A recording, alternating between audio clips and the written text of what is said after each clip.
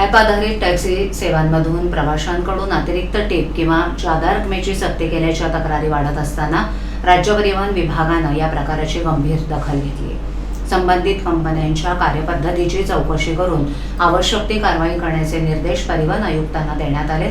गेल्या काही दिवसात प्रवाशांकडून मोठ्या प्रमाणावर तक्रारी समोर आल्या होत्या. प्रवास बुक झाल्यानंतर अतिरिक्त रक्कम किंवा टिपची मागणी करणं, ती न मिळाल्यास प्रवास रद्द करणं, तसंच प्रवाशांना मानसिक त्रास देणं अशा प्रकारांमुळे नाराजी व्यक्त होत होती. विशेषतः गर्दीच्या वेळेस किंवा अत्यावश्यक प्रवासादरम्यान ग्राहकांना वेठीस धरण्याचे प्रकार वाढल्याची चर्चा सामाजिक माध्यमांवरही होत होती. या पार्श्वभूमीवर कल्याण लोकसभा मतदारसंघाचे खासदार डॉक्टर श्रीकांत शिंदे यांनी राज्य सरकारकडे हस्तक्षेपाची मागणी केली होती.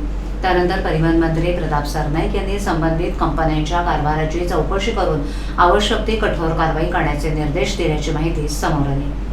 राज्यातील ॲप आधारित टॅक्सी आणि राईड हेलिंग सेवांमध्ये पारदर्शकता आणण्यासाठी परिवहन विभागाकडून नव्या ॲग्रिगेटर धोरणाची तयारी सुरू असून ग्राहकांच्या तक्रारींना आळा घालण्यासाठी काही महत्त्वाच्या उपाययोजनांवर विचार सुरू असल्याचं सांगितलं जात आहे.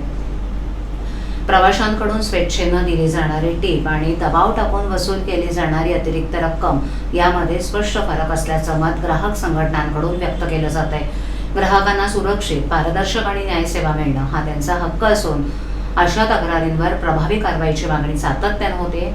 आता संबंधित कंपन्यांच्या कार्यपद्धतीची चौकशी होणार आहे.